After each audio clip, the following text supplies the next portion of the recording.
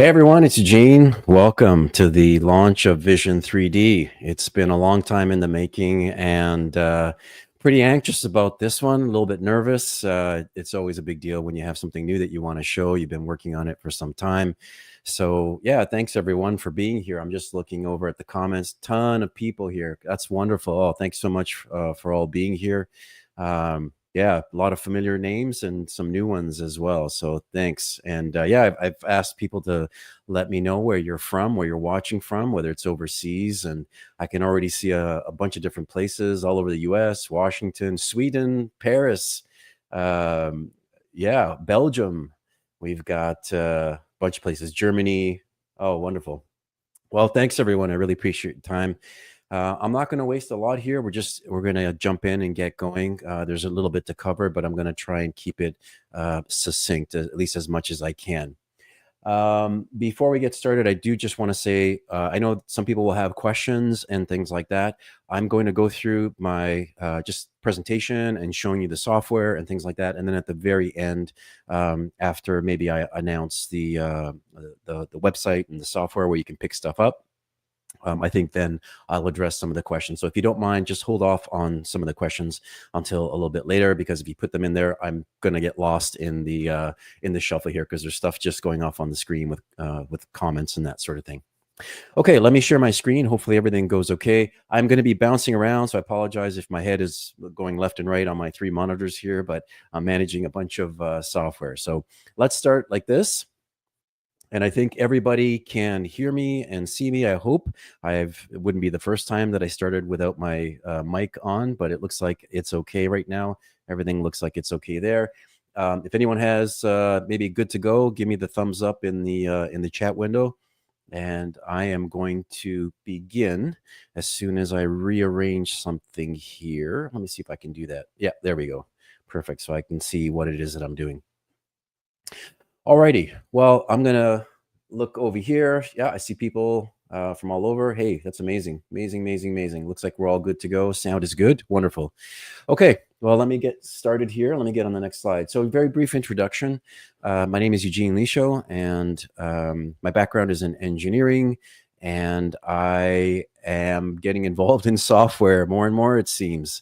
So my main business is AI2 3D forensics, and I'm also an adjunct professor at the University of Toronto, teaching there, and this year mostly mentoring students in research projects related to bloodstain patterns and ballistics and photogrammetry and recon 3D, all kinds of different things. And so one of the benefits of being there is that you publish. And so we've got a lot of papers that are online on the websites and that sort of thing too. So if you are interested at all in some of the papers and things like that, I'll just put this up here, but you can go to the AI2-3D forensics site. There are a number of papers there. So www.ai2-3d.com. Also, we do a lot of training. So I do laser scanner training, photogrammetry training. Many of you that I see on the comments section have taken the Cloud Compare class, and of course, Recon 3D as well. So training is a big portion of what I do these days. And a little over 2.5 years ago, I started Recon 3D, which has been just a pleasure to work with everybody and a real adventure. And that continues to go forward. We are coming up with a big release, probably the biggest release since starting, completely rewritten the app, a lot of new features for users to have more control. And that'll be another webinar, not this one, but there's definitely more coming there. And today, I have the pleasure of announcing Vision-3D. So there are some, you can see the QR codes. So I have a Discord server for Recon 3D. If you're interested, that's the one in the middle. If you're interested in tutorial videos and things like that, go to the 3D Forensics on the YouTube channel. And also Recon 3D, it has its own YouTube channel. It's small, but it's growing now. It's only been around for a couple of years. So that's where you can find all the information. And of course, if you want more information on Recon 3D, this is the website. It's just recon-3d.com. And this is also where you're going to find information regarding Vision-3D. So Vision-3D is an accompanying app or software that I, for Recon 3D. And so they're going to be on the same website just so people can find it very easily together. Okay, great. Let me shut that off. And let me go to the next slide here. Okay, so I want to take people back, and I want to take you back over 15 years ago. And I've been doing, 3D modeling for a long time, and I have a lot of friends who've been doing 3D modeling, a lot of colleagues that, assemble things together, and they're very complex scenarios. Sometimes it's just point clouds or models or whatever, but it's always been a challenge to share 3D data. And a while back, I forgot about this ad. I just brought it up. I just thought about it this morning. But you see here, it says forensic virtual models, bridging the gap to virtual reality. And back in, well, that would have been 2009, I was thinking about how can I send people my models, my data, my reconstructions, the work, the analysis. And so on the right here, you'll see that there's a little CT scan. So at the time, I was doing some work with some people in South America, creating 3D models from DICOM images and image slices. And so that was something I did a while back, but I put it into a viewer and I was able to share it with people and they could move it around. And then this was just a sample I did just for for this article, Visworld. And what I did was just modeled a little scene with like a shooter and stuff like that, and said, hey, this is something that you can roll around and enjoy, almost like a gaming engine. So the concept of this is not I say recent, let's say, and probably, even though I had written this article here, there were people, predecessors, let's say, that have been doing the same sort of thing. So it's nothing new. This example here that I'm showing you is one actually from a case. And so this is from a trial and something that I presented at trial. So you're looking at a gas station video, and we're going back now 2000, and I don't know, I think this is about, again, more than 10 years ago.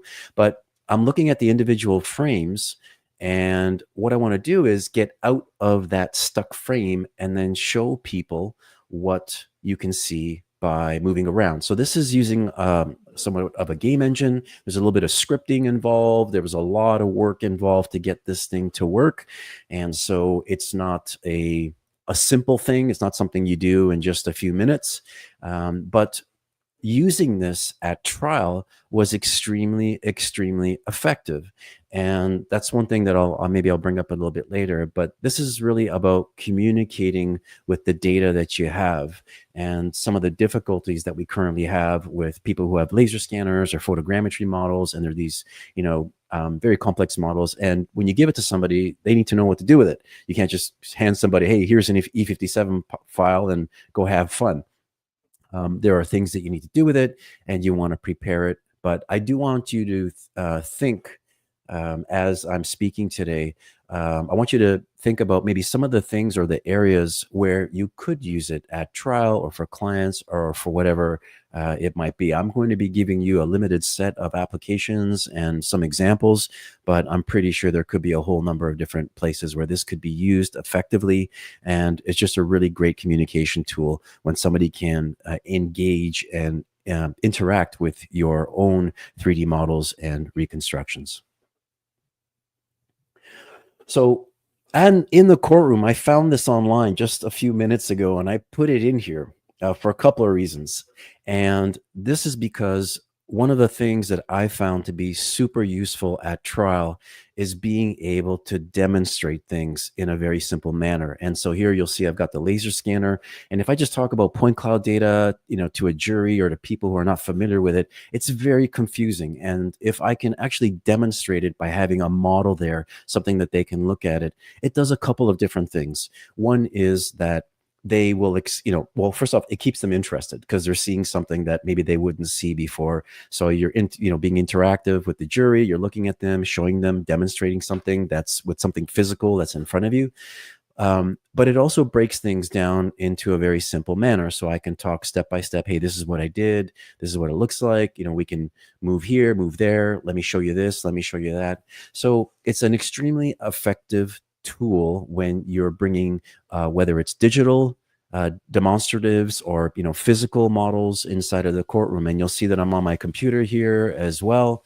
And so being able to communicate things to the jury is an extremely important part of being a good expert witness, right? Taking the complex and making it simple, That's what's really, really important. And as kind of a little side joke here, I noticed that somebody is selling pictures of me online, and look at the price. Geez, if you need any pictures of me, just let me know. I'll give it to you for free, okay? Or a lot cheaper than that. And I don't know if they have permission to sell pictures of me, but what the hell? Thought it was interesting. Well, let's talk about things that people are using today in terms of, digital digital tools and things that people use for documentation. So right now, if we look at the digital video, digital cameras and things, there are a whole assortment of things. The digital camera is by far the most utilized tool at any crime scene, crash scene, fire scene, investigation. It's just because it's there. It's on your phone. It's in a professional tool, maybe like some of the things I got back here.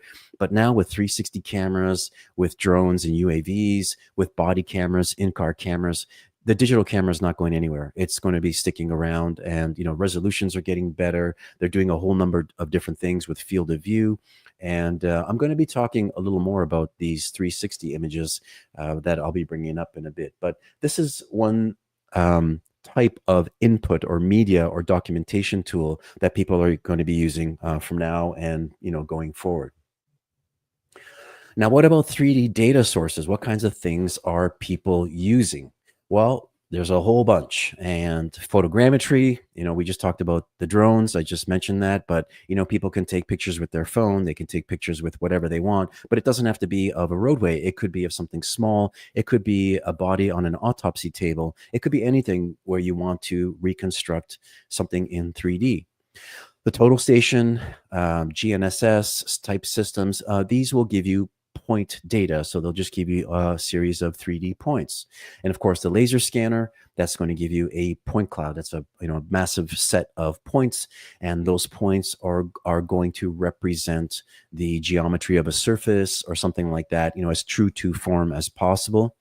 And there's also structured light scanners. So structured light scanners are usually handheld, or sometimes they are tripod mounted. But the idea there is that they're for smaller objects typically, but they can give you point cloud data, and they can also give you meshed objects. So those objects can be textured. So basically you project the photos on top of a mesh. And the same goes with photogrammetry. You can get both out of photogrammetry. And of course, iPhone LiDAR. And iPhone LiDAR has the opportunity to do both as well. So in Recon 3D, we only provide the point cloud data as a start, but there are other apps that will provide you with the textured mesh. So you have some different options there. But pretty much if we break it down to all the different tools that are out there, you're basically going to two different types of outputs. One is going to be point type outputs, which are a series of coordinates, and the other one is going to be meshed data. And that could be textured mesh, or it could just be a plain mesh, whatever it might be. But that's pretty much where you're going to be. Now, if we look at something like a photogrammetry program. So this is, I'm using 3DF Zephyr here, and I've just, this was a few weeks back in San Diego, and there was this pressure vessel. I'm not even sure what it is, but it looks like it had ruptured. And I thought, oh, that's pretty interesting. Let me take a picture of this. And you're looking at a textured mesh right now. So it has the colors projected onto the surfaces. But if we zone in on this particular area here, this little circular area here, we can present this in a couple of ways. So the first way is a mesh, and this one is a decimated mesh. So normally when I create the mesh originally, it's very, very fine. So very, very small polygons. These little triangles that you're seeing on screen here are very, very small normally, but you can optimize the mesh. You can tell it, hey, I don't need that many little patches, optimize it, keep the shape and the form as best as possible. And, you end up with a number of differently sized patches, but you optimize the mesh. So that mesh and having the textures is one way. And then point clouds. So what I've done is I've shut off the mesh and I've just turned on the point clouds. So I've just got a series of points here. And the points are, this one is created by photogrammetry, but if you had a laser scanner, many of you who work with the laser scanner, you'll know that, you get millions and millions and millions of points. So there's plenty to work with, but it's pretty much just points. There are tools where you can optimize and you can turn point clouds into meshes, but typically most people will work with one of these two data sets. Okay, so either the form of a point cloud or the form of a mesh. So now that we have that, okay, how do we communicate that? How do we present that? How do we deliver that? Well, there are some different ways today to do that. And I'm going to mention some different software and some different options. I have no problem, telling people about good things that are out there. And if you are a laser scanner user, most of the laser scanner manufacturers already have something built into their software. So if you use Ferrocene, you have an option to export scene to go. If you have Leica, well, you have TrueView, and I believe both of these have a web version, and they have, I believe, a standalone version that you can use. So you have the option for both. But of course, you need the software. You need to register everything together. You have to put it all, and then through the software you can manage this output and then deliver it to somebody if you want. Now, as an example, this is just a scene to go. So this is a scene done outside, and you can see there's snow and things like that. But the important thing here to remember is the panoramic image, which is produced by the laser scanner, forms the basis of the tour, and it's a type of virtual tour. So although the point cloud is sitting there and helps to manage the positions of evidence and all this other stuff, it's the panoramic image which is sort of the main mechanism that you travel through this tour, and that is very different to Vision-3D, and I will get to that in a little bit. So we've kind of flipped it on its head and reversed it a little bit, but this is a very typical output that you could get from most scanner manufacturers. If you're going to go online and you want to share data online, there are a whole bunch of options here. Okay, so this one here is Stitch 3D. Let me bring them up here if you want to go and check it out. If you're willing to share the data online, they have a whole bunch of tools. Okay, there's a number of things that you can do. There's things you can do with like measurements and calculations and stuff like that. So a very, very simple way: get it online, share it with a link, and anybody can bring this up into a browser. And so I'm just going to give a shout out here to the guys at Stitch 3D. They make a nice product here. So if you are interested, online, this is a great way to do it. Go ahead and check them out. Okay. All right. Let me go to the next slide here. Oh, PDFs. Yeah, of course. So, another thing you can do, so for example, in 3ds Zephyr, I think in Metashape and maybe some other programs, you can actually take your 3D model, the meshed model, and then export it as a PDF. And this is in mesh format. So you can't do this, as far as I know, in point cloud format, at least not a raw point cloud. You probably have to treat it somehow or convert it into a different format. But typically these PDFs, they're great for sharing. Make a little model. They're pretty simple, and people can turn them around and then appreciate the model. You can also take measurements and do other things with this. But the fact that it's in a PDF, anybody can open up a PDF more or less, and they're well on their way to exploring. Now, this is another one. This is 3D Vista. So let me play this one. So 3D Vista is a great program. It's one that I discovered a while back. And this is really virtual tour software. So if you're working with a 360 camera and you want to create virtual tours, this is really what it's made for. It does a really, really good job.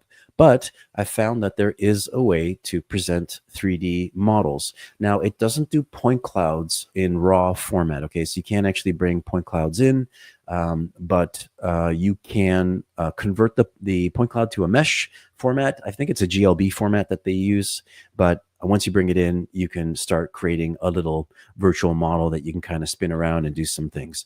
Now, it's an excellent program. It's, a lot of features, a lot of stuff, but it's not something you're going to get going in 5 minutes. Okay. So when you bring it in, it's probably a little bit more complicated than what you want. But again, lots of different options. If you want to sit and learn it, I would recommend that you have a look at this software. No problem at all. Let's go here. And this is another form, other ways that people can present models. So data or game engines, right? So people are using Unreal, they're using Twinmotion. This is Twinmotion. And I've heard people do presentations on these where you bring it in, and Unity as well. Unity is a very popular one too. So if you take your models and you want to bring them in, then they're pretty simple if you're just going to keep them static. Now, if you're going to have things moving or you want to make them interactive, then it's going to take a little bit more work. It requires some little bit of scripting, maybe some coding. So it's not the simplest thing to share your data. So you have to keep that in mind. So this is why we made Vision-3D. And so I'll give you a bit of background here on Vision-3D, but Vision-3D came about at some point after I had Recon-3D. And originally I was just thinking of making a product for Recon-3D because a lot of people were coming on board and they were brand new to 3D. So Recon-3D was sort of like a gateway for a lot of new people. So there are a ton of experienced people that are using Recon-3D, but there were a lot of new people too.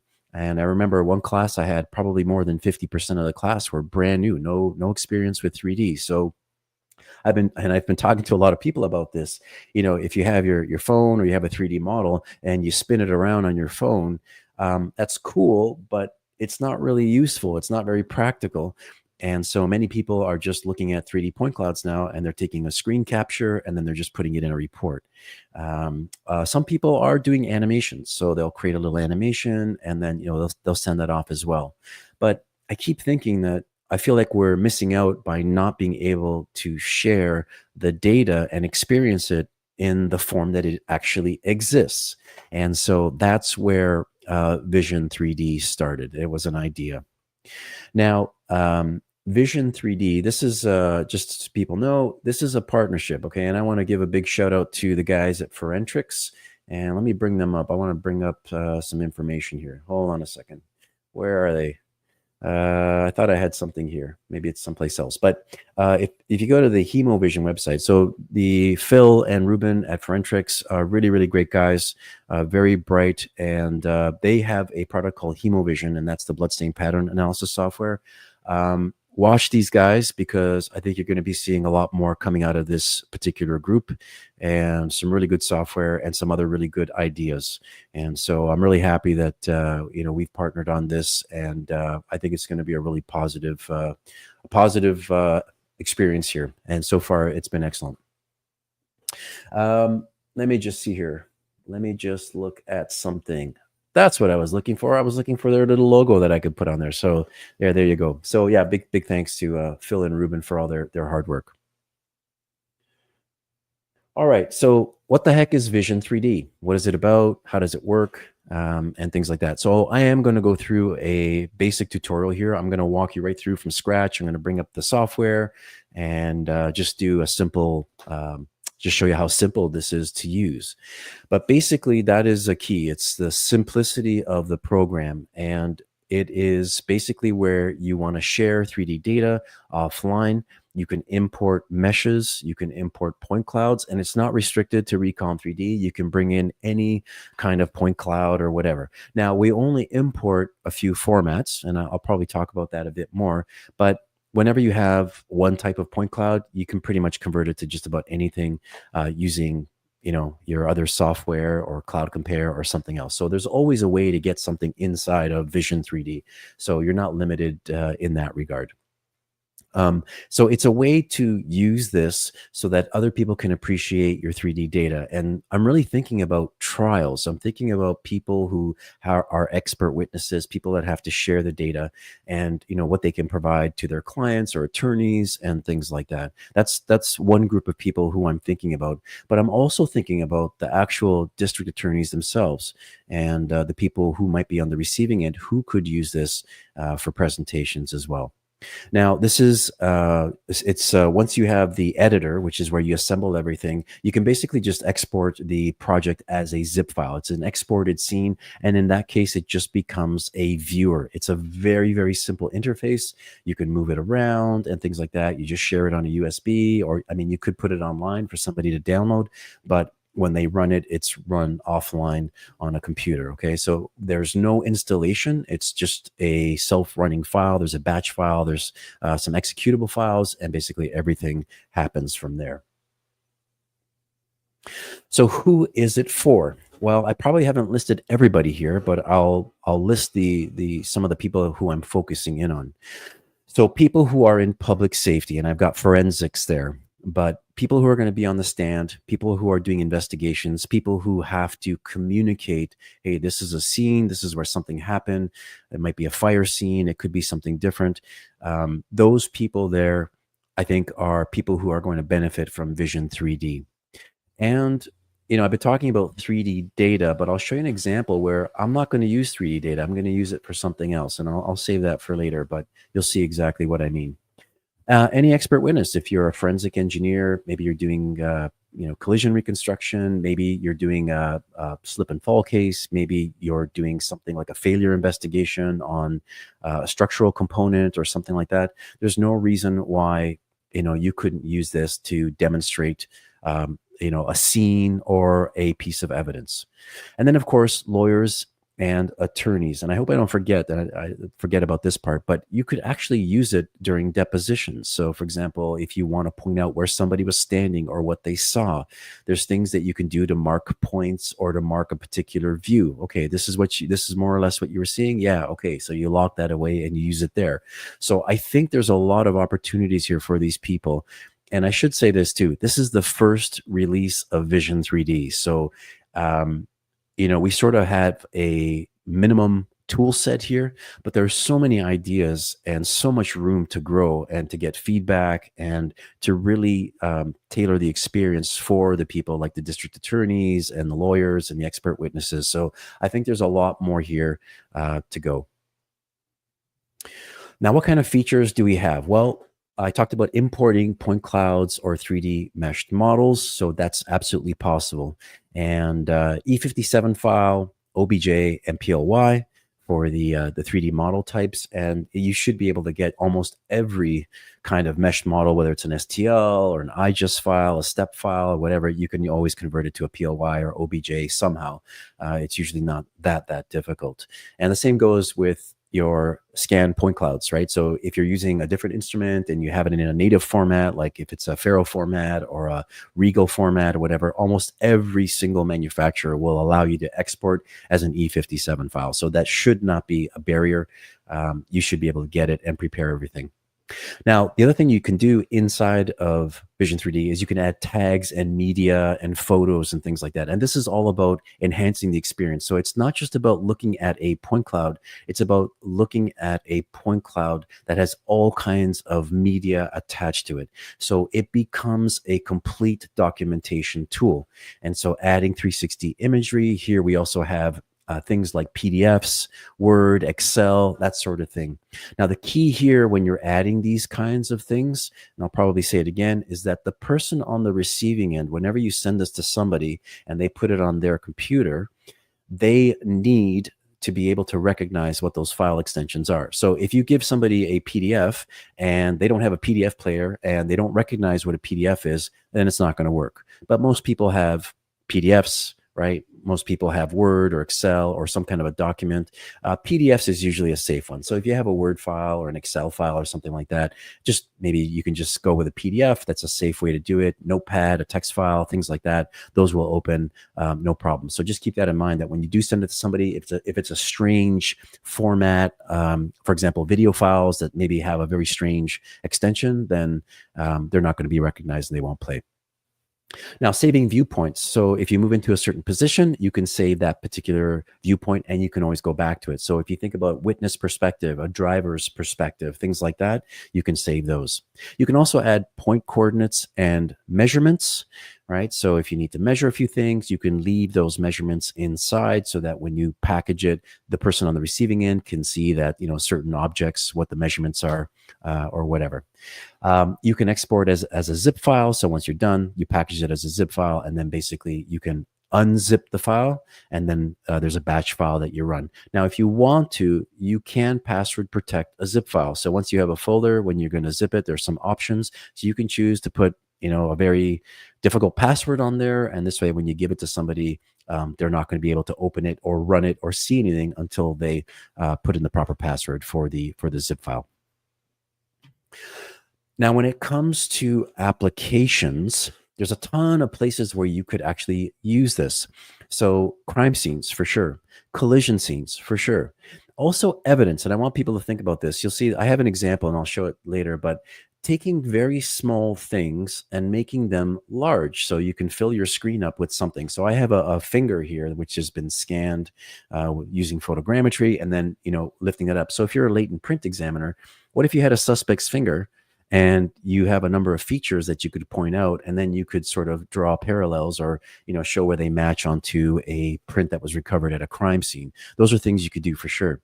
Shooting reconstructions. I have a very basic example that I'll show on that. Bloodstain pattern analysis. There's no reason why you can't take something like hemovision, take the output of the bloodstain pattern analysis, take a point cloud or a mesh model, and fuse it all together inside of Vision-3D. And you have this really nice documentation package that shows the results of your analysis in the context of the crime scene and of the point cloud. So that's pretty cool. Fire and explosion. So a few weeks back, we were at the IAFSM conference. I had a great time at the workshop there. So they put this little burn cell on fire, and we got to see flashover, and there was even like a little pipe bomb that went off. So all those kinds of things, being able to present those in a very meaningful way that people can interact, I think is really, really helpful. And there are other ideas and other things that I think that are probably going on in your head that I haven't even thought about yet. So, it's Vision-3D is sort of a whiteboard, and when you get in, you can do a number of things that's just sort of limited to your own creativity, which I really, really like. So what I'm going to do now is I'm going to jump into a very quick tutorial. I want to show you how it works, like from scratch, and we'll see how that goes. So let me do this. I have to remove this here, and I'm going to begin. I got to stop that sharing. I'm going to share the screen. And let me see. I guess I got to do my window. Which one is it? I got to do my StreamYard window. Which one is that? Oh, I got to scroll down. Actually, hold on. Let me just back out of a few things here. Sorry. This is the part I hate because you gotta manage some things here. Okay, here's one that I can share. I think I can do this. Let me share that. Okay, let me go to my desktop. And let me just take, oops, that's not what I want to do. I want to get StreamYard back up here. There we go. Let me move that over to the side.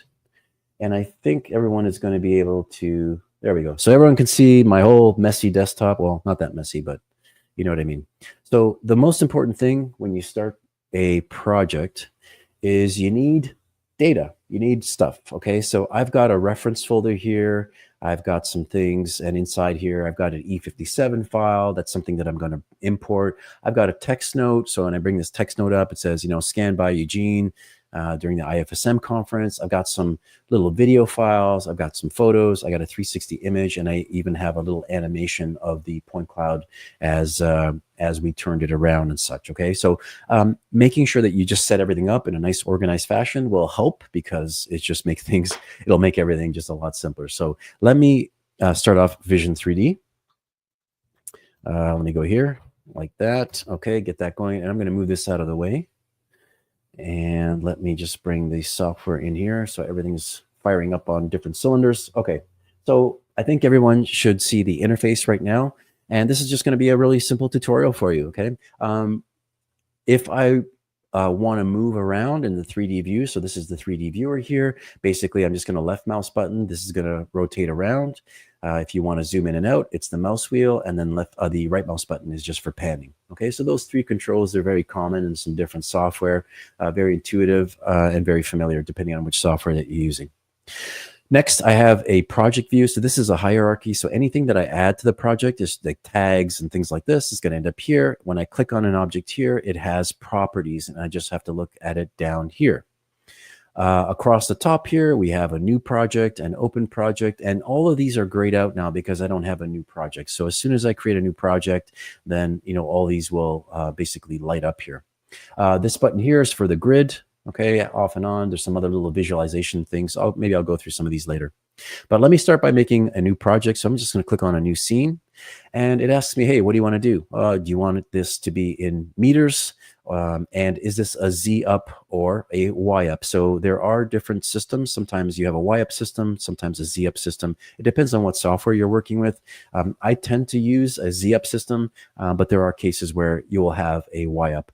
I will use meters for this one, but the joke is freedom units. So for all our American friends who are resisting the metric system, yeah, feet, inches. Okay, we're thinking about you. Okay, we're putting it in there. Believe me, metric is so much simpler.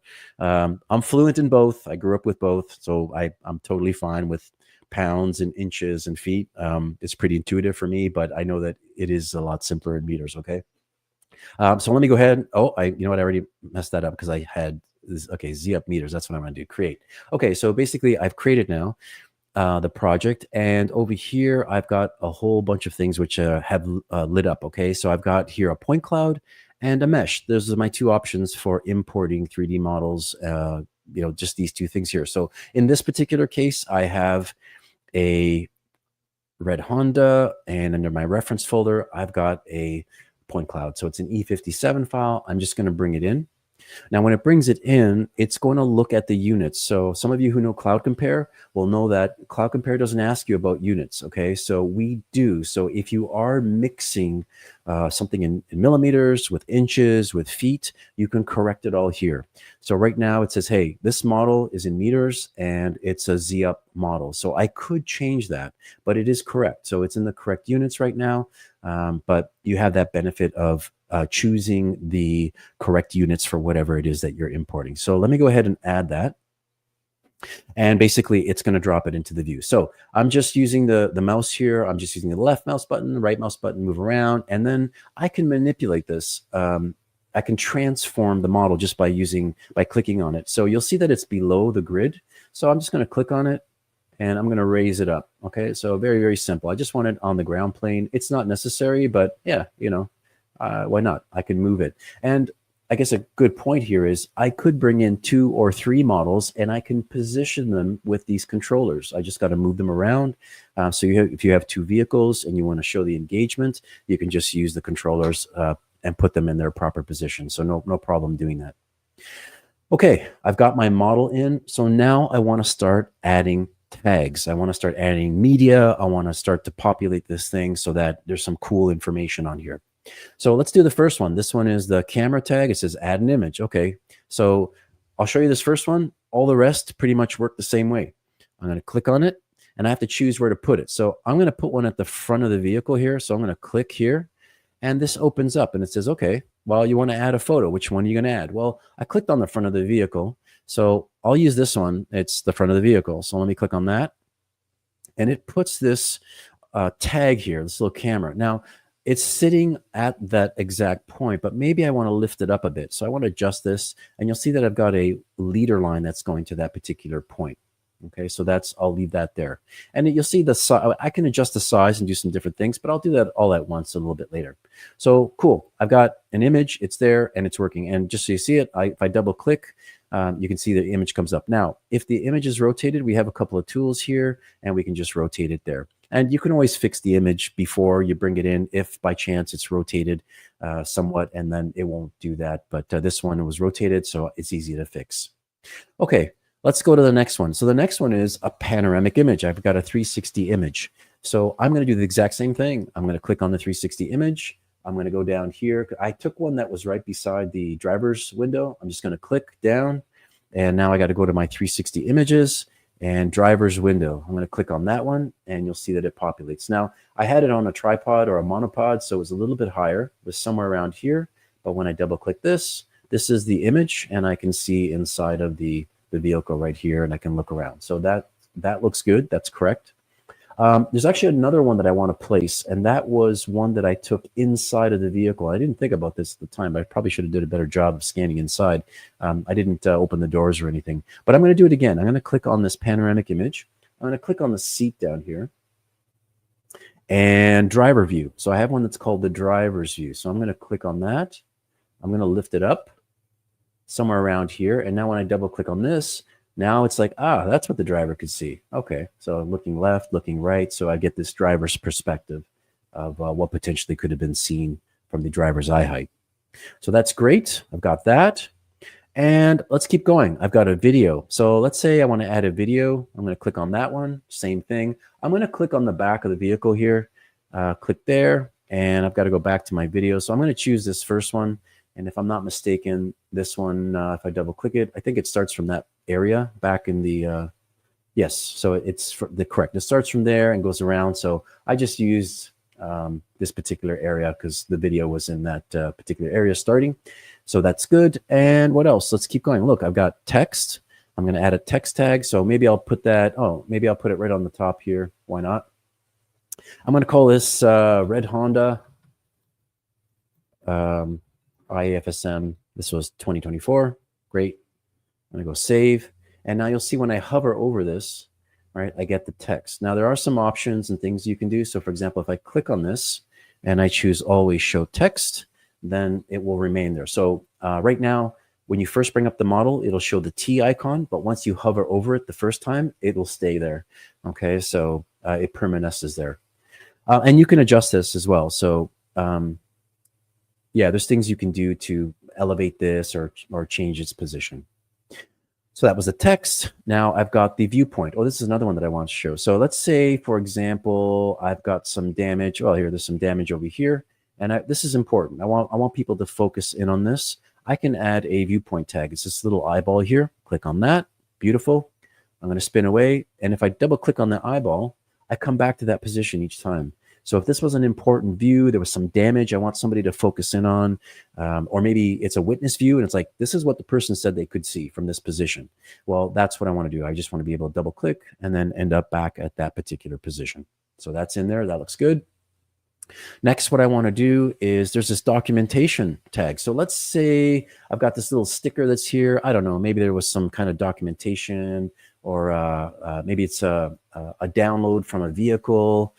Maybe it's a lab report or something like that. I've just got a text file. I'm just going to double click on that and I'll lift that up like this. And so when I double click on this, I've got a text file that comes up. It could be a PDF. It could be whatever it is that you want. Okay. Like I said, the person who is receiving this needs to, their computer needs to recognize that extension type. So keep that in mind.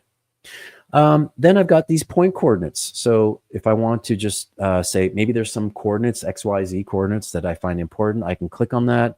I can click here and I've got these coordinates when I hover over it. Similarly, like the text, if I want to always show, now they're always showing. Maybe I'll put another one down here.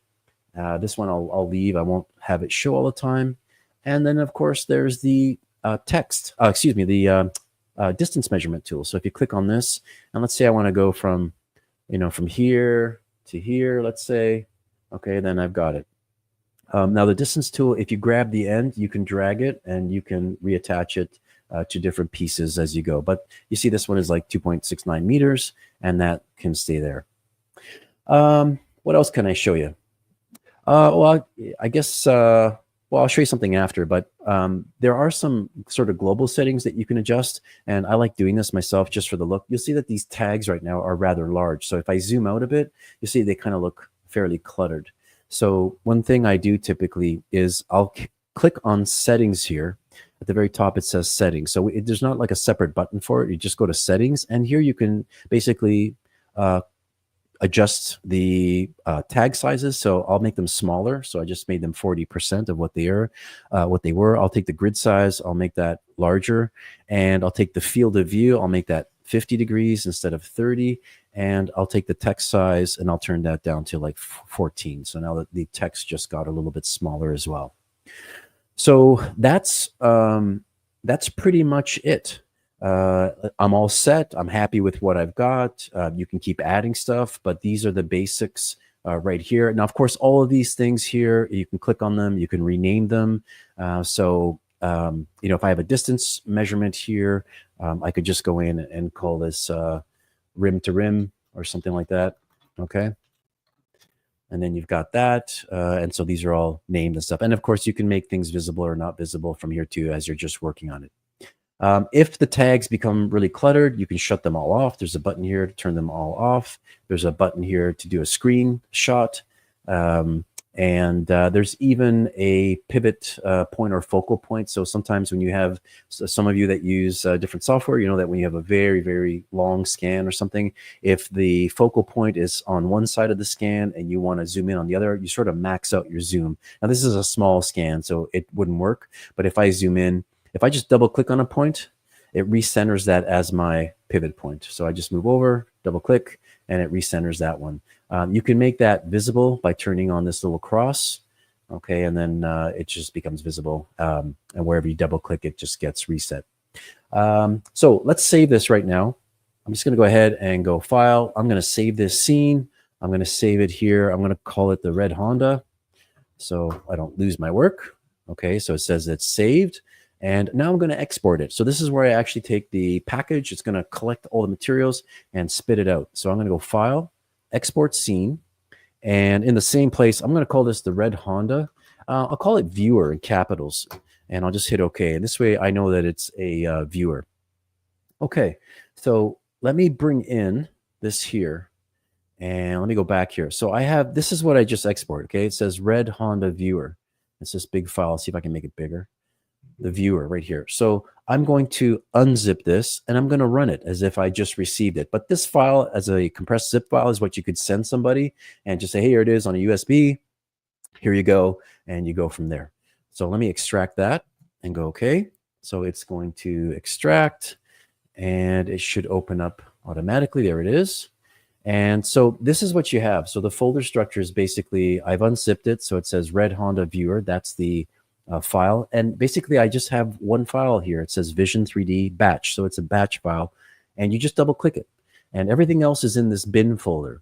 Now I will make a comment here. So the images and stuff like that are all wrapped up into the native file. So you don't have a folder that says images or anything like that. So you can't just easily pull out the files. Okay. So they're kind of locked in there, let's say. And let me open this up. So let me open up the batch file. And I'll maximize this.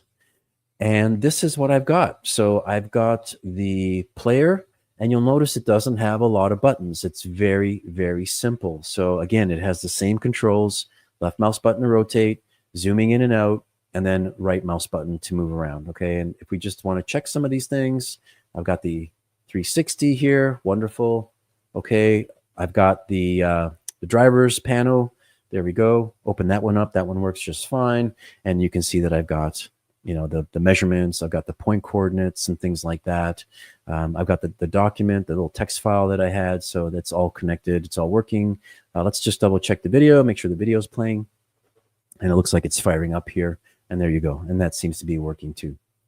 So, you know, just with that, with just this little bit, there are a whole number of things that you can do. And like I said, it's pretty simple.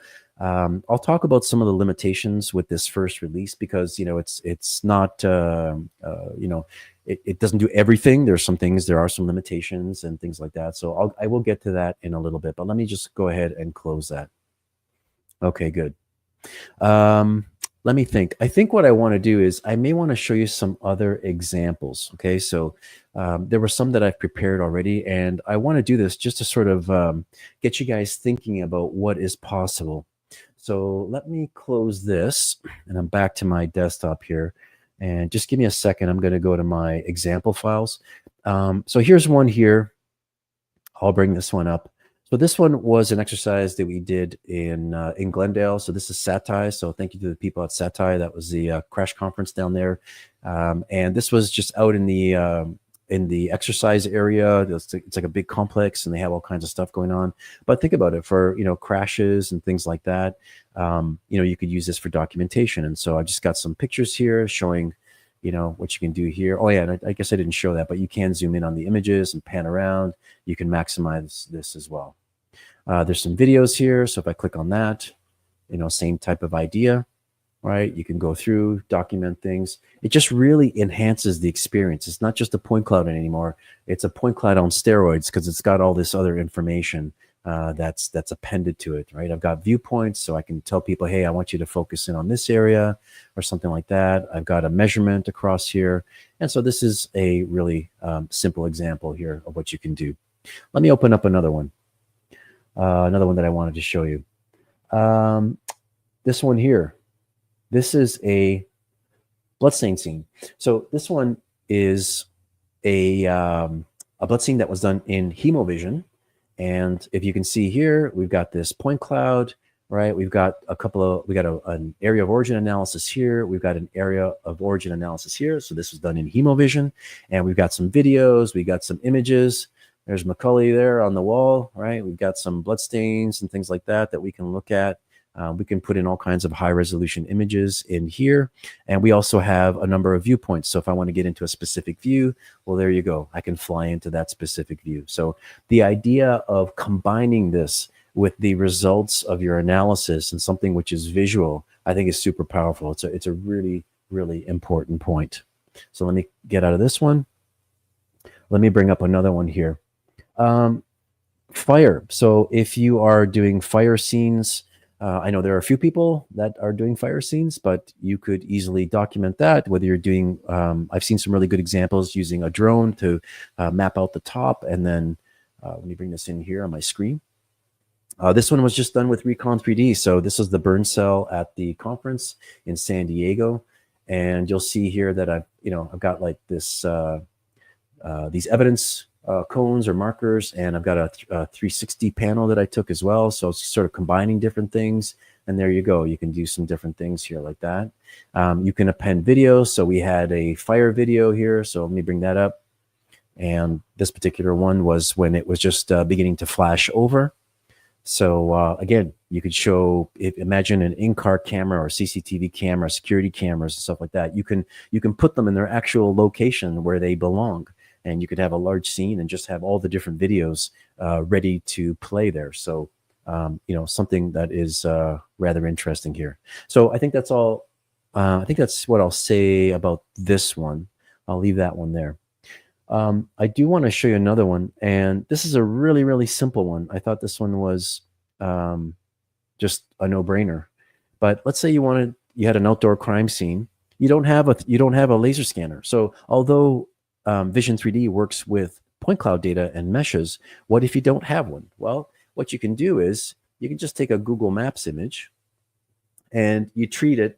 You basically put an image on a plane, and then you bring it in, you import it in. So there's no 3D model here. It is a kind of 3D model because it's just a plane. But basically, I can now go through and lay out all of my panoramic images around the building in their approximate positions, and I can look around and say, what's going on here?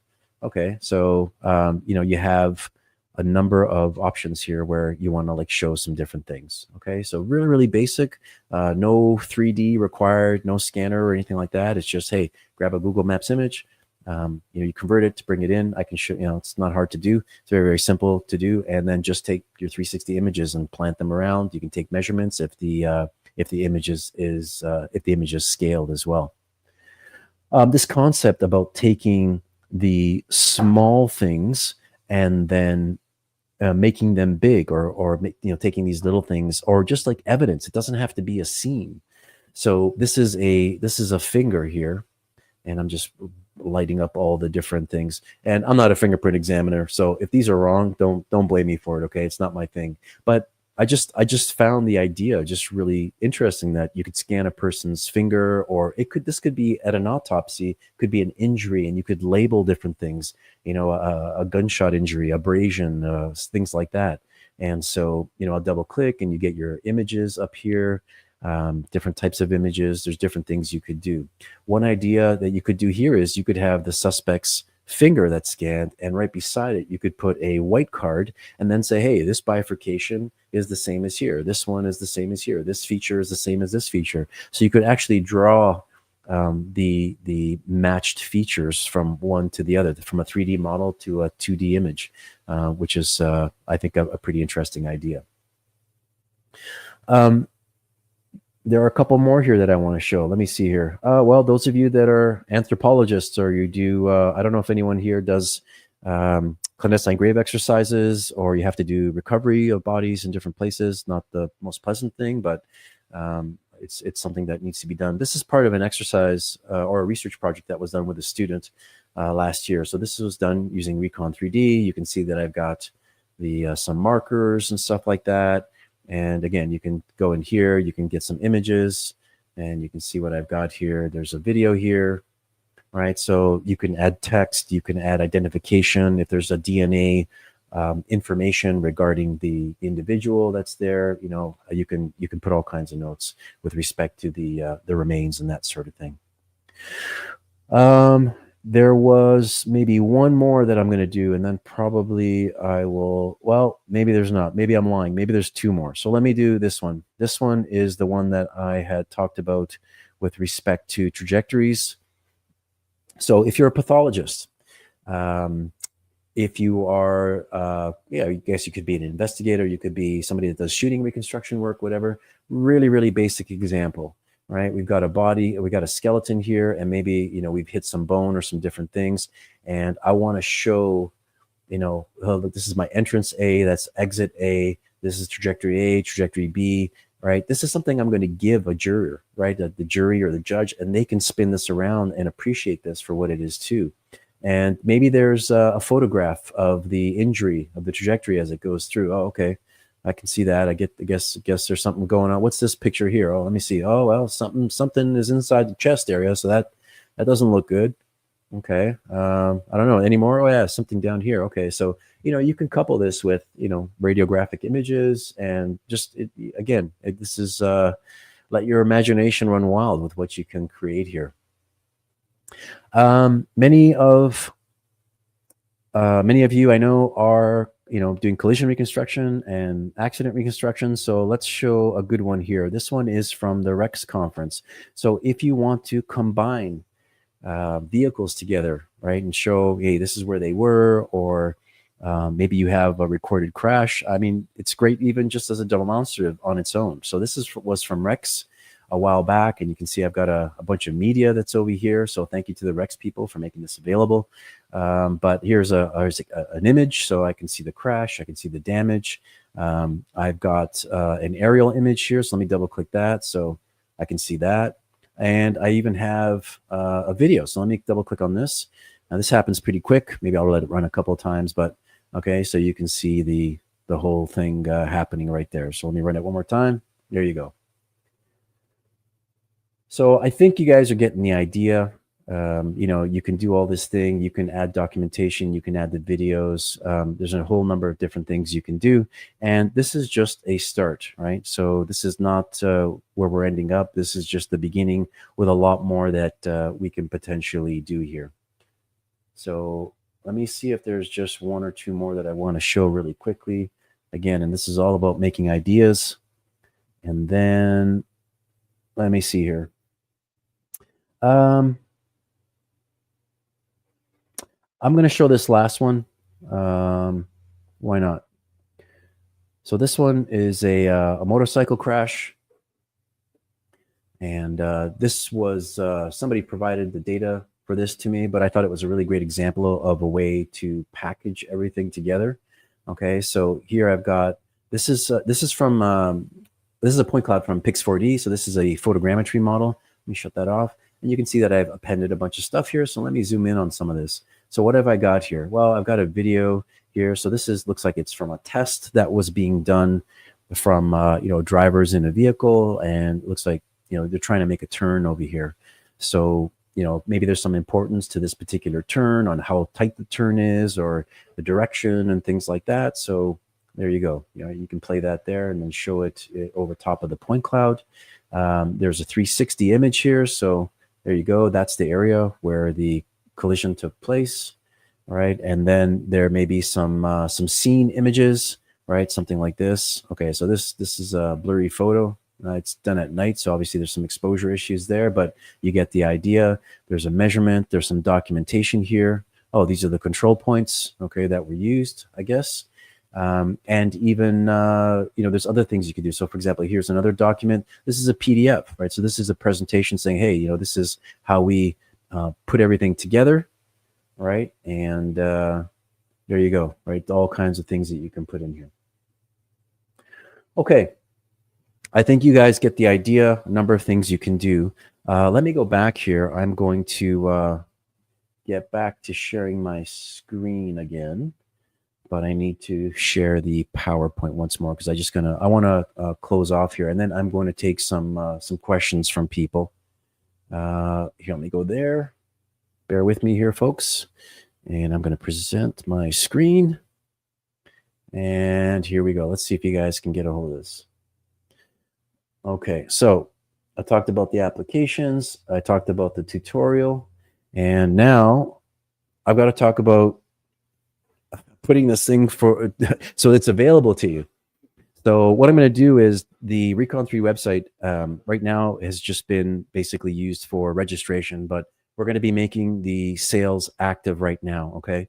So I'm going to call this the Black Friday special because I know people are going to be having their vacation soon for Thanksgiving, the American Thanksgiving. So in the spirit of Thanksgiving, we're going to have a little sale. Now, a couple of things to know about the sale here and if you're going to be purchasing. So first off, this is Windows only. Okay, so this is not a Mac program just yet.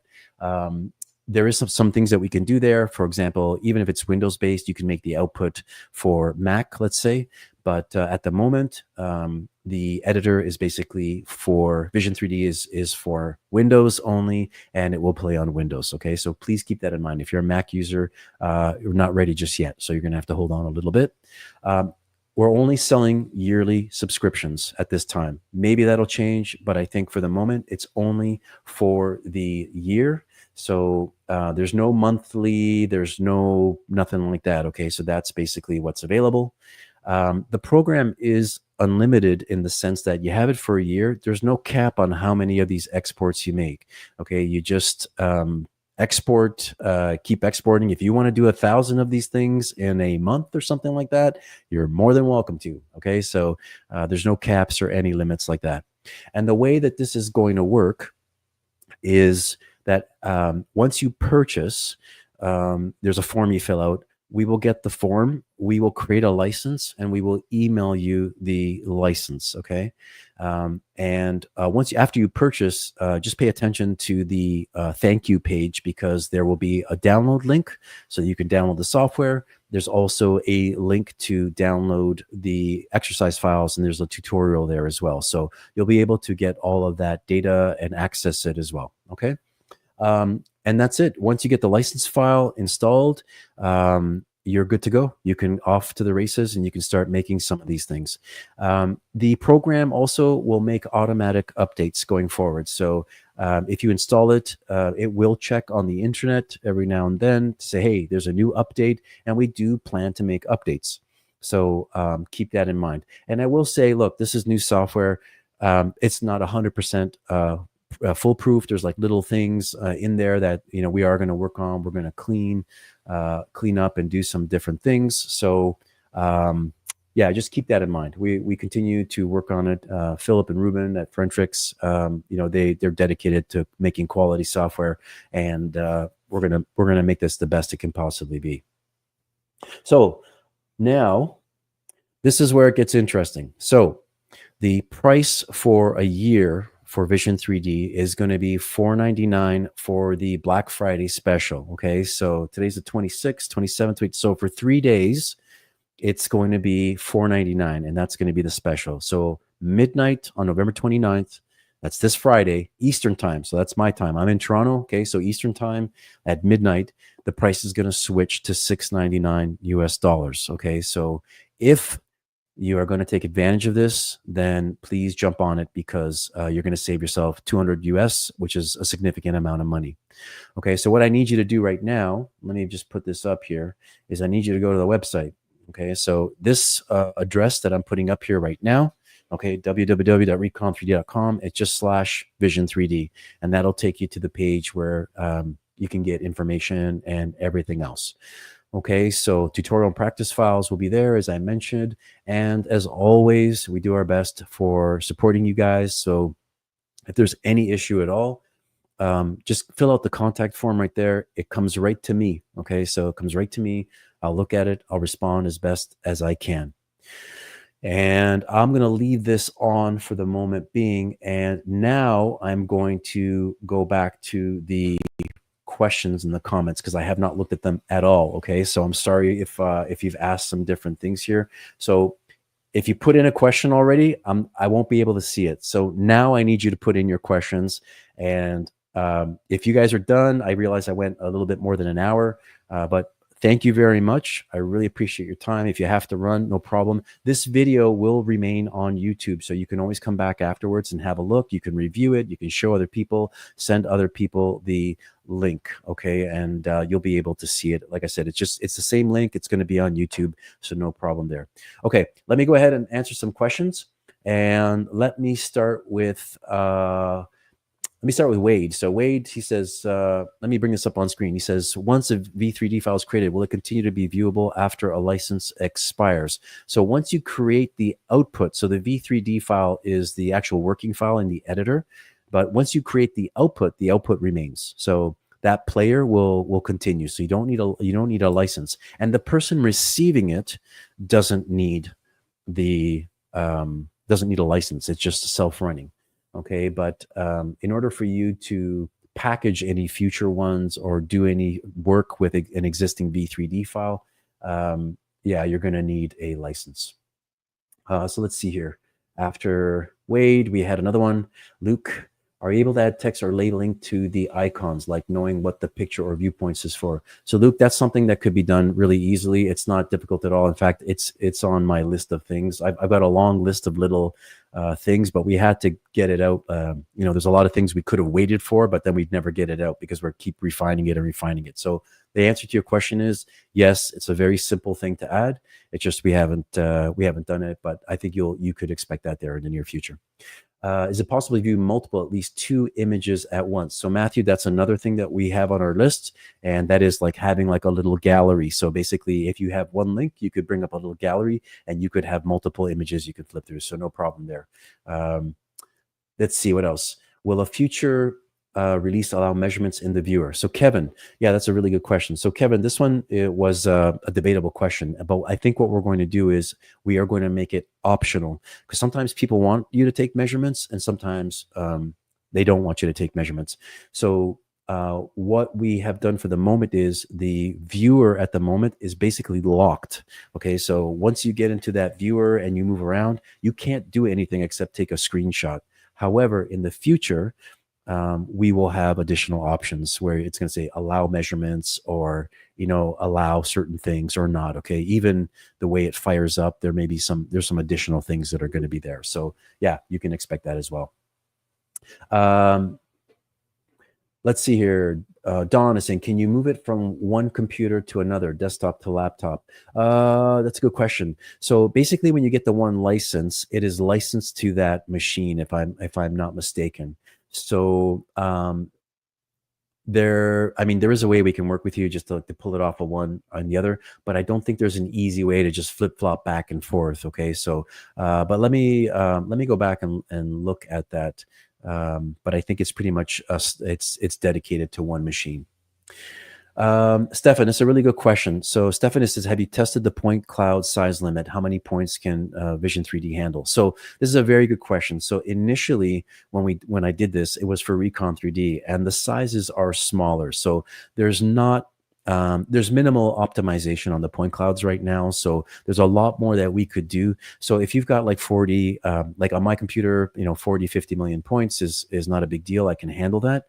But if you have, 500 million points, it's probably not going to work. Okay. So there's some things we need to do on our side, but that will come. Okay. So I just want you to know that we in fact, just as of yesterday, we were discussing the point cloud optimization. So there's a lot of room to grow there for sure. So the license, Jacob, is per device. So basically we license it to you on a machine. But again, with multiple licensing, again, there might be something that we have to do there, but it's basically one person, one license right now. And we're just keeping it really, really simple. Okay. Let me think what else here. There's some more down here. So let me go down here. I'm going to try and get a few more. Nicholas, let me just see here. Let me bring Nicholas. He works for State of California. Is it sometimes difficult to get purchase orders together for every year? It's great when we can do a 3-year license. Okay, well, you know what, Nicholas, just contact me and we can work on something there. Okay, we can figure something out. Braden, let's see here. Can the user send the zip file, add points labels within the output? Okay, so this is a good question, Braden. So again, this is another thing that was discussed, like whether or not people can add things to the file once it's packaged. But we've pretty much locked it, because the idea is there that once you are done with it, you don't want somebody else messing around with it. However, we are thinking about tools for like district attorneys or for investigators, and putting potentially some other things in. It's not there now. It's something we really have to think about, because it does add some complexity on how you repackage it, how you save it again. So yeah, just it's something that we have definitely talked about. Okay. Let me just see here. So let me see. Brian had a question. So can you lock the files within the viewer? So an attorney, for example, couldn't potentially delete the files. So actually, once you do create the output, Brian, everything is pretty much packaged inside that bin folder and everything else, and it's not obvious where everything is. Okay, so they're kind of rewritten in a way that it's not obvious for you, that you can just go in and look at the crime scene photos or something like that. So long as you don't mess with everything that's been written in that zip file, and you don't delete any files, then the thing will run. Okay. Now, if you're asking if we could lock everything into like somehow of a single folder that is locked kind of thing, maybe there's something that we can do there, but we don't have that at the moment. Kevin. Yeah, what format was the Google Earth image? Basically, all that was, I just went into Blender. There's a function in Blender where you can say import image as a plane. So, and what it'll do is it just converts it right to a plane, and then I just exported it immediately as what did I export as? Like as an OBJ file. And then from there, you can do whatever you want. You can do, you can convert it to a point cloud if you wanted to. You could do whatever it is that you want. Now, again, another feature that we've been talking about is exactly this, where you just import an image as a plane. And again, it's been discussed. It's probably going to end up there one day, where you just pick an image and it will come as a plane. And then you would be able to scale it right inside of Vision-3D, and you can add all your links on top of it from there. Okay, lots of questions, lots of stuff here. But you know what, folks? What I'm going to do is I'm going to cut it here, because I'm going to be waffling on forever if I don't stop. So let me say thanks to everybody. I want to thank my partners, Phil and Ruben, for a great job. Visit the website. I've got it still up here on the screen. Have a look. If you have any questions, please put it into the contact in the website, and that'll come to me. I'll be able to, basically get back to you as soon as possible and answer any of these questions. And Travis, yes, you can bring in multiple point clouds and different ones. So you can bring a point cloud and a mesh, you can combine them. So no problem there. So folks, thanks so much. I want to wish everyone from the US a very happy Thanksgiving, and all the rest of you have a wonderful, wonderful week, and stay safe, be good, and hopefully we'll see you using Vision-3D. Take care, everyone. Bye-bye.